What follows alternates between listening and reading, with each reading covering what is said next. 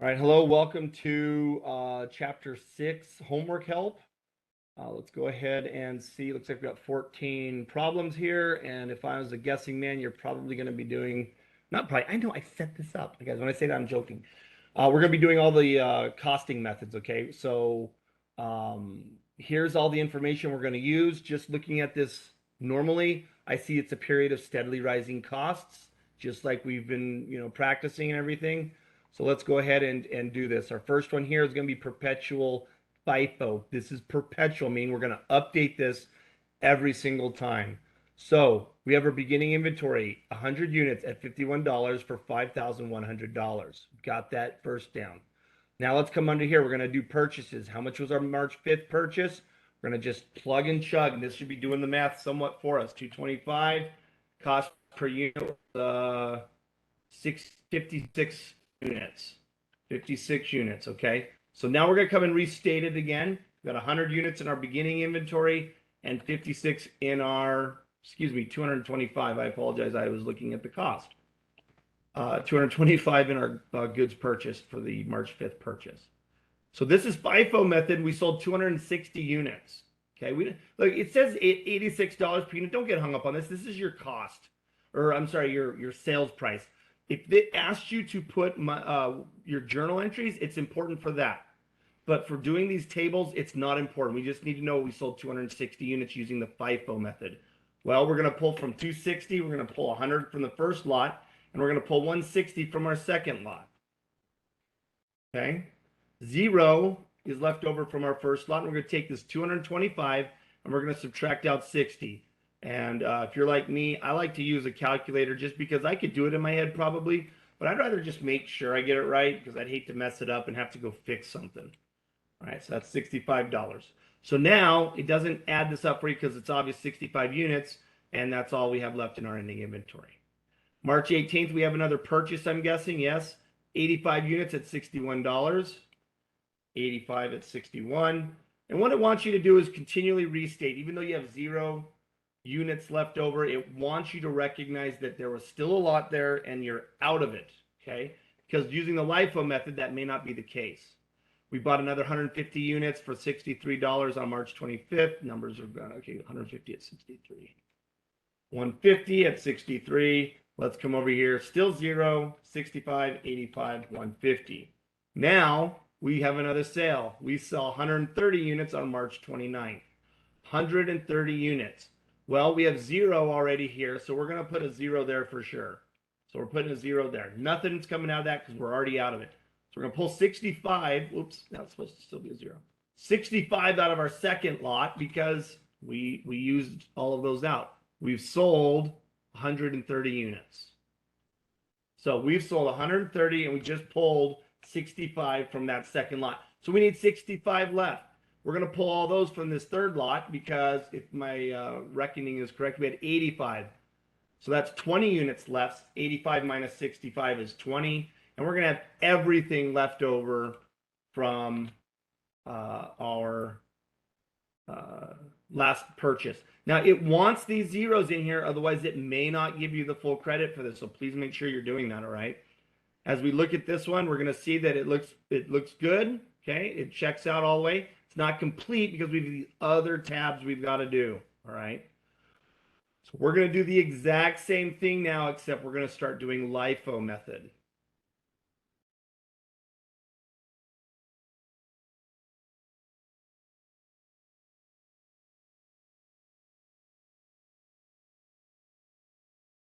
Now the LIFO method, we're going to set this up. The first little part, if you watch my snippet videos, you know we're going to set it up very similar to the FIFO method. So our first purchase was 225 at 56. 225 at 56. We have 100 and 225. So now when we have our March 9th purchase, or sale, excuse me, we're selling 260 units. We're going to pull all of our 225 of that second lot because it's our last in, first out.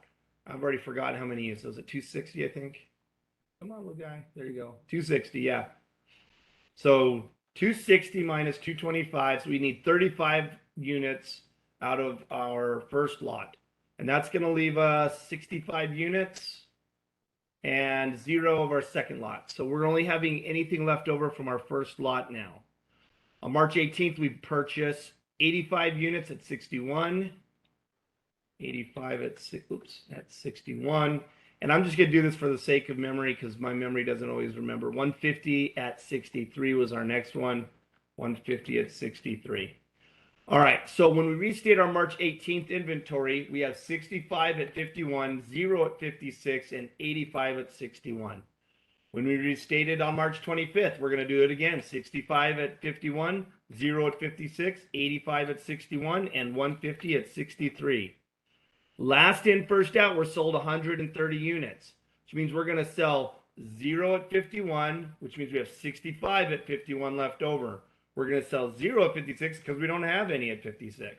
We're also going to sell 0 at 61 because we can pull the full 130 out of our last lot, and that's going to leave us 20 units in our ending inventory there for that lot.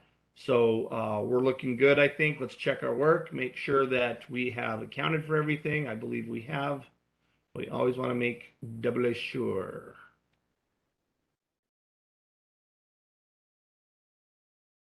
Okay, looks good. Let's return the question and let's do the weighted average method. Again, if you have any questions on how to do this or why we're doing certain things, please see my snippet videos. They go over these things. It'll be very helpful to you. Now, every time we have a purchase, because we're using the perpetual system, we've got to restate our inventory in cost per unit, and that's what we want to do. So on March 5th, again, we bought 225 units at $56, 225 at 56, which means we have 100 at 51, 225 at 56, and so we need to get our calculator out. I'm going to pull it over here, and we need to take our total cost, which is $17,700, and we're going to divide that by our total number of units. Oh my goodness, look at that. But look, it says round your average cost per unit to 2 decimals. So because, in case you're not familiar with how to round, if it's 5, we're going to round it to 2 decimals, which is these 2 decimals here.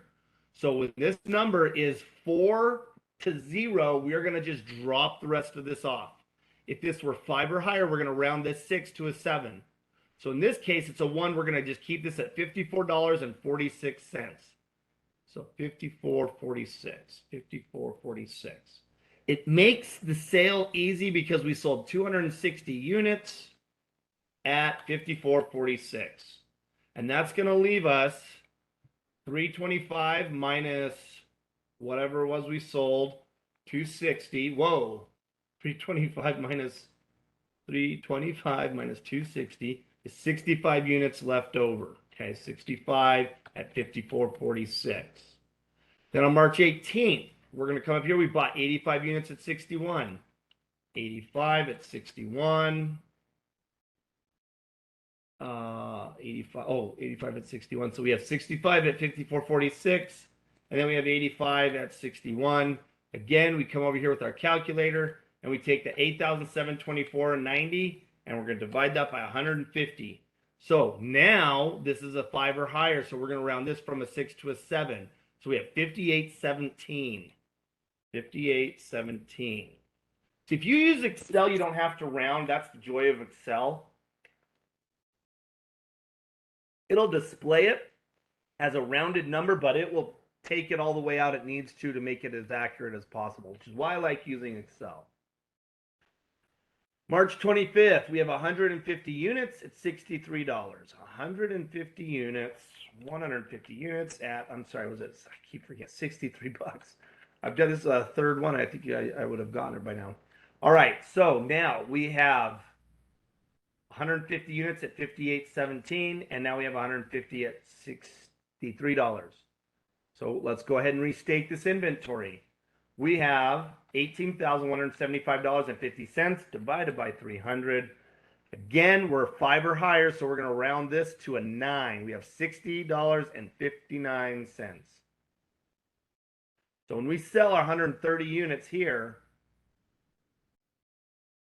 we're going to sell it for $60.59. That's going to leave us 300 minus 130. It's going to leave us 170 units at $60.59. Now, if you've missed something on here, it may have simply been a rounding error. Let's see. because sometimes we can round it and then the computer doesn't like it. But let's look and see. It looks like we did it pretty good here. Just make sure you're rounding correctly and you should be fine. Okay, hopefully that's the case. Now the last question is the specific identification method. It's super, super straightforward, all right? I keep saying easy and I don't want to say easy because it might come hard for you and that's okay, all right? It's very straightforward. Here's it is up here in this information. It says the units sold include 65 units from the beginning inventory, 195 units from the March 5th purchase, 45 units from the March 18th purchase, and 85 units from the March 25th purchase, okay? We don't need to worry about doing all the restating and stuff like that because we already know what it is. So March 1st, we had 100 units at 51, 100 units at 51, and let's just keep going. 225 at 56, 225 at 56, 85 at 61, 85 at 61, and was it 130? No, 150 at 63. 150 at 63. So then we just come up here to this information here. We sold 65 units from beginning inventory. So we're going to go 65, and that leaves us 65, 75, 85, 95, 35 units left over in our beginning inventory. We sold 195 from March 5th, 195. So that's going to leave us 5 to 30. I believe is that? Yes. Okay. And then we sold, oh, it says it right there. I have to keep moving up and down like that. I should have just paid attention. 45 from March 18th, 45, 55, 65, 75, 85. That leaves us 40 there. And then we sold 85 units from our March 25th, 85, 95. Oh, gosh, math right now. I'm just going to do it on the calculator. 150 minus 85. That leaves us 65. I should be able to do that in my head. But, you know, again, I just want to make sure it's right. And we look at it, see if it's right. Expense is terrible. And we're right. Okay, good. Look at here. We see our answer is complete and correct.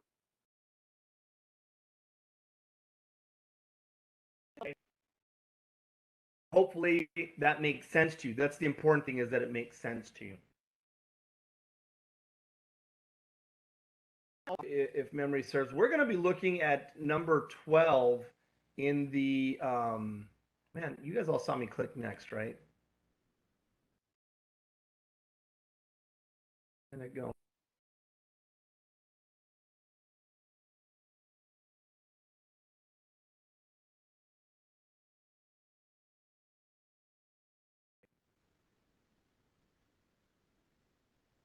Down lower.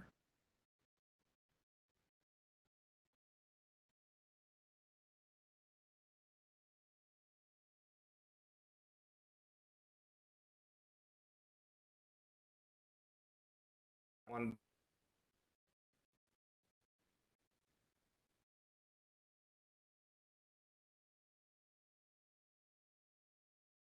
Well, let me, yeah.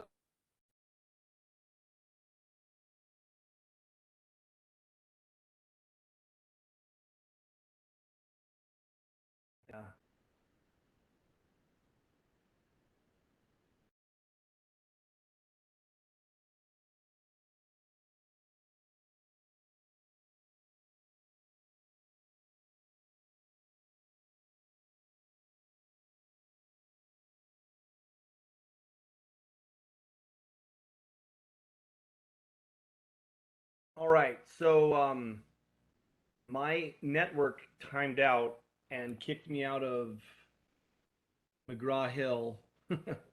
So I showed you though this how to do this on the snippet video anyway. This, well, not this. This is sales minus cost of goods sold equals gross profit. It'll show you basically why the different inventory valuation method will yield a different gross profit. Then when you have expenses held the same, you're gonna have a different net income for all of these. So go ahead and just put in the total sales. The way you're going to calculate that is the number of units times the cost per unit for both of these. Add the result from those together. That'll be your sales for every single one of these. And then your cost of goods sold, you calculated it on the prior problem. Okay. And so then you're just going to put all those in here. and then just take sales minus cost of goods sold will give you your gross profit. And then just look at it and evaluate and think about, what does that do? Higher gross profit means higher taxes, but also means that you're doing well, and the company might, be able to solicit some investors and other things. Whereas the lower net income may yield lower taxes, but maybe you don't look as good, and then how the weighted average and specific identification are different. So go ahead and just look at that. Should be straightforward. If you have any questions on how to do that, let me know. This is going to be the periodic inventory system for number 13. Now, I did not do any snippet videos on this, but it's the same idea. It's just done more concise. So we're going to start over here, and since I got different numbers anyway, that's okay. So we're going to start here with 200 units. This is the FIFO method in our beginning inventory. Our cost per unit in our beginning inventory was $90. Then we have 500 units in our first purchase and 320 in our second and 400 in our last purchase. See, we're going to do this at the end of the accounting period for each of these evaluation of these inventories. So 95, 100, if I remembered right, and then 102. 102. You can see this is going to be a lot easier than the other stuff, okay? So when we go to cost of goods sold under FIFO, we sold 880 units. First in, first out, we start off with our beginning inventory. There's 880 units. I'm going to pull up my calculator here. We have 880 minus 200, so we have 680 left. So we're going to pull the full 500 from here. Minus 500, that leaves us 180. So we can pull the remaining amount from this lot. So that's going to leave us 320 minus 180. So that's going to leave us 140. Over here, we're going to have 0 here, 0 here, 0 here, and 400 here. Okay?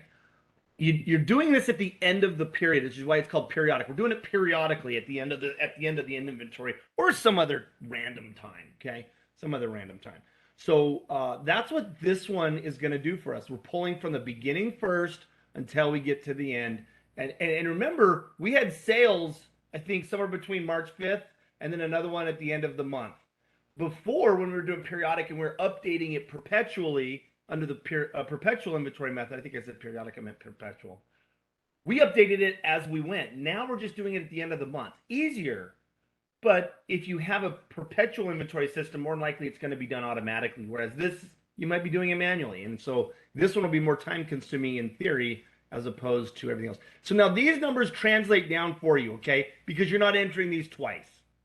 But what you're going to do now is you're going to look under LIFO here. And we're still selling 880 units, but this time you're going to pull from the last lot first.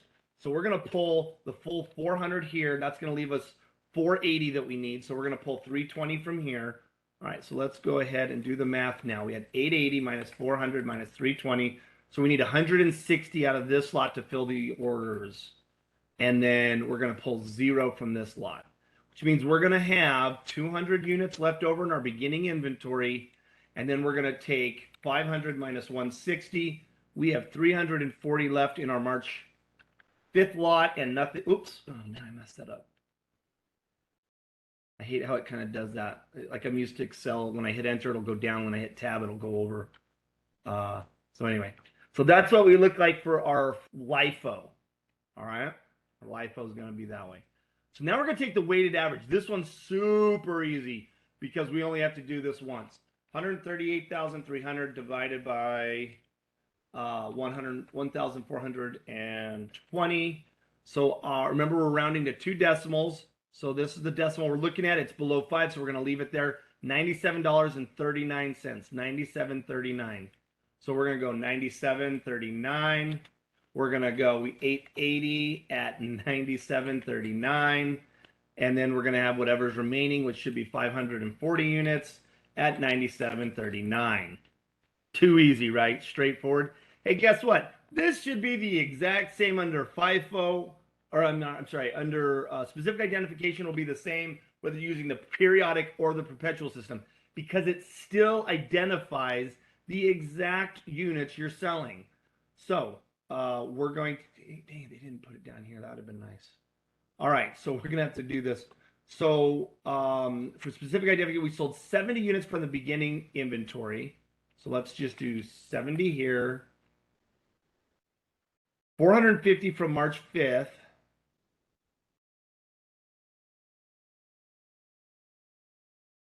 140 from March 18th and 220 from March 25th.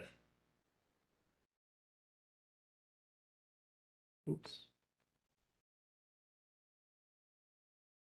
Okay, so that leaves us with, what do we have left? Well, we got our beginning inventory minus our cost of goods sold for our beginning inventory. We have 130 units left over here. And then we have 50 units left over here, because 500 minus 450 is 50. And then we're going to take 320 minus 140 is 180. 400 minus 220. You guys have probably already got it in your head. 180 units. All right. So the cost of goods sold number and the ending inventory for every one of these should be different. But the number sold, 880, should be the same. And the total number of units and the cost of goods available for sale should all be the same. Now let's see if both of these add up to this and both of these add up to that. So 880 plus 540 equals 1420. Good. 880 plus 540. Okay, all those should be the same too, so all the units are accounted for. Now let's look at the numbers, the amounts. 85,490 plus 52,810 equals 138,300. Awesome. Okay. 85,703 plus 52,591. It does not equal, but this is our weighted average. We might be okay. We're only off by $6. 88,000 plus 5,300, 138,300. And lastly, 83,500 plus 54,800. There it is. So let's check our work and make sure that our weighted average is okay. It's plus or minus, yeah, we're good.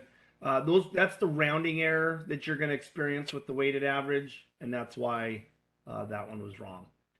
Or it wasn't wrong, it was just off by $6. And then the last one should be taking all of this information that we just did and plugging it in here. Sales. Again, sales should be the same. Let's just do this since the other one I didn't because the thing crashed. So we had 65,000 for our first sale. 65. So $113,600. It's going to be the same for all of them. So it does that for us. Less the cost of goods sold. You're going to go back over here, all right?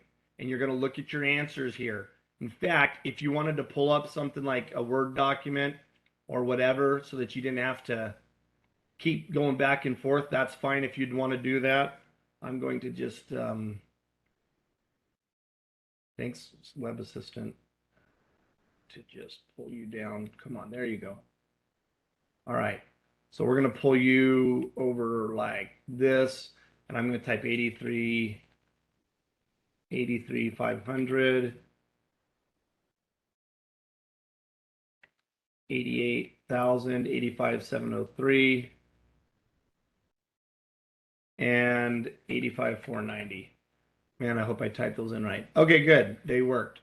So let's go over to our next one here. And we're going to plug those in. I'm going to put them on my other screen that you can't see, but you saw that I had them there. And we're going to put, nope, I don't want to do anything crazy. 83,500, 88,000, 85,703, and 85,490. So let's check our work. So look at this. Before we check, well, let's check our work just so that you're not worried about that. Oh, maybe you're wrong and you're explaining it wrong. Okay, I want to make sure we're right. So our sales remain the same, but look, it's our cost of goods sold. Period of steadily rising costs. We're going to have a higher gross profit under FIFO, which means we're going to look better as far as our profit goes, but we're going to pay more in taxes. LIFO, we look the worst, but we're going to pay the least amount of taxes. Weighted average and specific ID are somewhere in the middle.